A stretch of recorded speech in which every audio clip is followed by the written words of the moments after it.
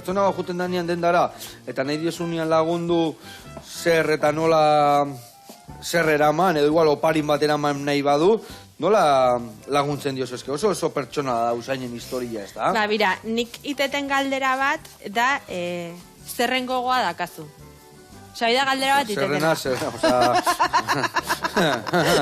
Zerren gogoa, hombre, perfumetan, vale. Baina igual batzuk esateizu, jo, badakat gogoa zerbait garbia o erreixa o egunero jantzikoetena gehiegi pentsatu gabe.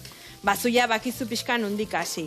Edo beste batzuk esateizue, jo, bira, bakizu zen, nao, erdi ustelduta, nahetu sai bat, hola, desto aldatu, eta kemenga bien arriba. Ba, hortako ebai, bakizu ebai nundik hasi. Vale. Eta gero, vale, galdetu itezu ebai, pues, baten bat erabili bezuna, edo pixkate referentzi bat. Ez aldaketa oso jebitez izateko, edo...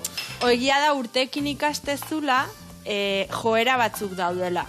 Hau da, daude batzuk, dibez perfume lehorra gustatzen bali mazaizkie, beti lehor horren barrun jokatu ezakezu saimota ezberdina. Vale. Edo gozoa gustatu bali mazaizkie, pues igual izan daitezke gozo ezberdina, baina beti gozo ikutu horrekin. Eta normalean jende gera mateunean kolonia hori o bere usain hori adibidez, igual da ezberdina izateare bai, ez da berdina izango parrandaran joa, edo laneran joa, edo...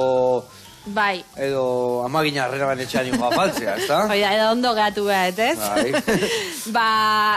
Hombre, egia esan normalen ez, baino berriro errepikatze berdina, egia da normalen gorputza gauza ezberdinak eskatzizkigula, edo neguan eta udaran, hotzakin edo beroakin, igual gauza ezberdinak eskatzizkigu bai, baino pixkat arauak alde bate hautzita, normalen egia da, pues igual parrandan juteko zerbait intensoagoa jartezula, baina norbaitego gali mauka, ez dakit. Kolonia fresko batekin ateatzeko gauen, ateatzeko.